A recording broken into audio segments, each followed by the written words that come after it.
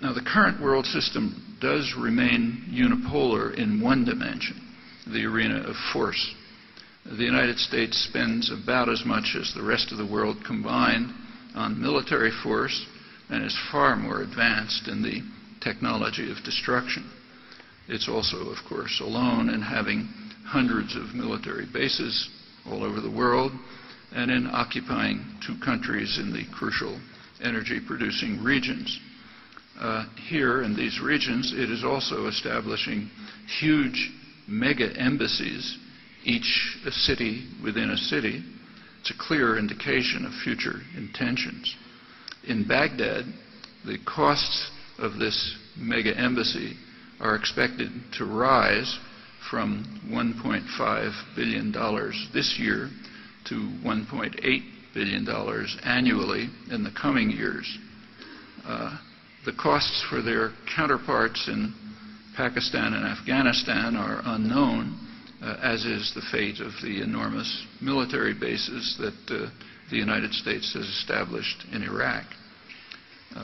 The global basing system is now being extended to Latin America. The United States has been expelled from its bases in South America, most recently from the Manta base in Ecuador, but it has recently arranged to use 7 new military bases in Colombia, and it presumably intends to maintain the Palmarola base in Honduras, which played a central role in Reagan's terrorist wars.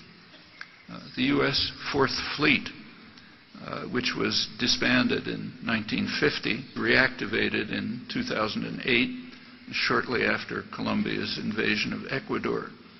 Its responsibility covers the Caribbean, Central and South America, and the surrounding waters.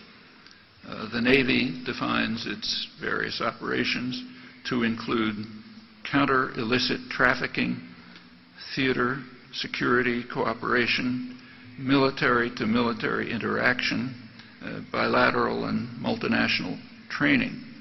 The reactivation of the fleet understandably elicited protest and concern from the governments of Brazil, Venezuela, and others.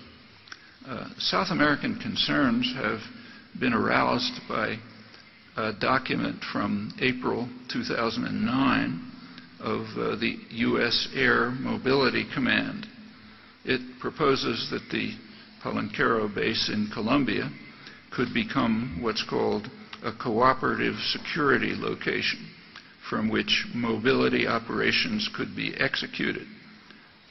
Goes on to say that nearly half the continent can be covered by military transport without refueling from this base. And that could form part of a global en route strategy which helps achieve the regional engagement strategy and assists with the mobility routing to Africa, which is part of the global system. Now, for the present, the Air Force says the strategy is to place the base at Palenquero, to use it only for mobility on the South American continent, but it goes on to explore options for extending the system to Africa with additional bases, all of which are to form part of the system of global surveillance, control, and intervention. These plans form part of a broader policy of militarization of Latin America.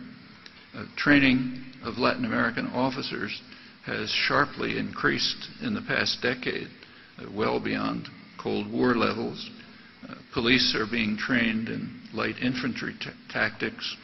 Their mission is to combat youth gangs and radical populism. And that term is one that's understood all too well in Latin America. The pretext is the war on drugs, but it's hard to take that seriously, even if we accept the extraordinary assumption that the U.S. has the right to conduct that war in foreign lands. The reasons why it's hard to take seriously are well known, and they were spelled out again last February by the Latin American Commission on Drugs and Democracy, led by former Latin American presidents Cardoso, Zedillo, and Gaviria. Their report concluded that the drug war had been a complete failure, and they urged a drastic change of policy away from forceful measures at home and abroad and toward much less costly and more effective measures. Now, studies run by the U.S. government and others have shown that by far the most cost-effective way to control the use of drugs is prevention, treatment, and education. And they have also shown further that the least effective and most costly methods are what are called out-of-country operations, such as fumigation and interdiction. The fact that the least effective and most costly methods are constantly chosen, while much superior ones are rejected over decades, that's enough to tell us that the goals of the war on drugs are not the announced ones. To determine the actual goals, we can adopt a legal principle, namely that predictable consequences provide evidence of intent. And the consequences are not obscure. The programs underlie counterinsurgency abroad and a form of limpieza social at home, dispatching huge numbers of superfluous people, mostly black males, to penitentiaries. That's a neoliberal phenomenon that's led to by far the highest incarceration rate in the world ever since the programs took off 30 years ago. Now, though the world is unipolar in the military dimension, that's not been true for some time in the economic dimension. By the early 1970s, the world was becoming economically tripolar, with comparable centers in North America, Europe, and Northeast Asia. And by now, the global economy has become even more diverse, particularly with the rapid growth of Asian economies that defied the rules of the neoliberal Washington consensus. Latin America, too, is finally beginning to free itself from this yoke.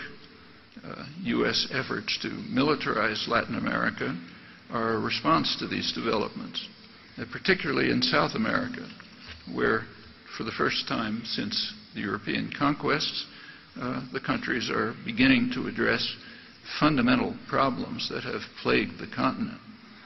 They're the beginnings of moves towards integration of countries that have mostly been oriented towards the West, not each other, and also efforts to diversify economic and other international relations.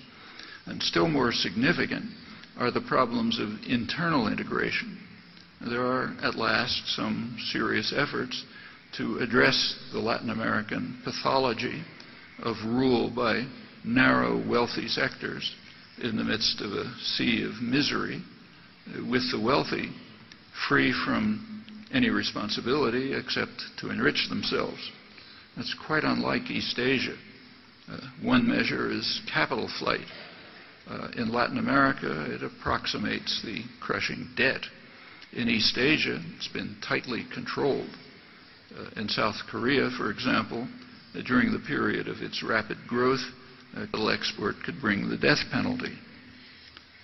These developments in Latin America, which are sometimes led by impressive mass popular movements, are of great significance. And not surprisingly, they elicit bitter reactions among the traditional elites backed by the hemispheric superpower.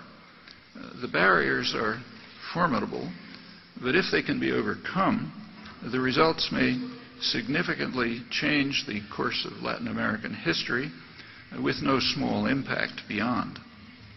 Thanks.